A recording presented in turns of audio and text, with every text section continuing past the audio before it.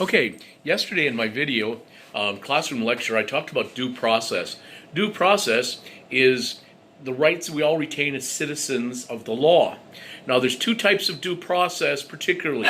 There is substantive due process, and that is the law is wrong. An example would be Texas, who had the law about burning of the flag. And a young man burned a flag, and while I don't approve of it, he burned the flag in protest of what was going on during the Reagan administration. He was arrested and charged and convicted.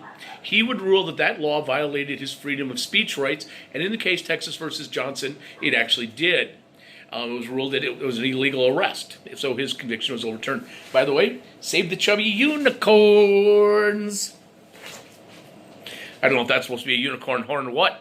Anyway, another issue also we had this week that I forgot to talk about was President Trump telling the governors that he had universal power over them as they're starting to try to reopen states. I know the West Coast, Washington, Oregon, and California are working together, and that other states are looking at reopening.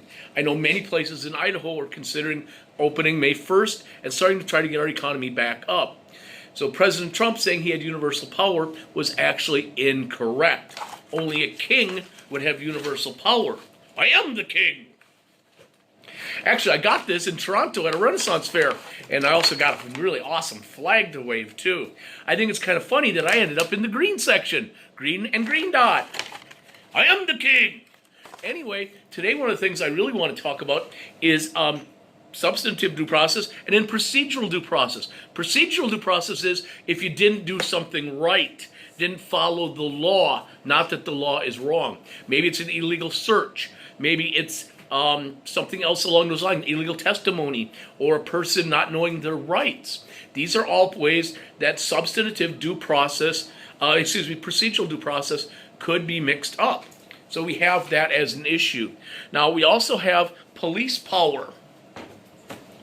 Police power is the power of a state. It's the power and duty of a state, which means government, to regulate the actions of its people for their best interests.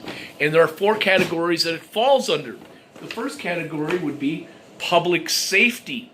Public safety would deal with traffic laws and laws that helps to make things safer in society. Your next one is health laws. Health. This would be like tobacco laws, alcohol laws. Gilroy was here. But anyway, those would deal with tobacco laws, drug laws, alcohol laws, and those. Next we have moral laws. Now alcohol and tobacco could certainly fall in there, but so would gambling and prostitution among some things that would fall in moral objectives. And last, general welfare. And these are educational laws and restrictions and things like that. Really today what we're dealing with our stay in order would probably fall under health and general welfare laws. So both of those. And remember, if you're not Georgie or the king, I am the king, you may have more powers. Georgie has lots of powers. Have a great day. We'll talk to you soon.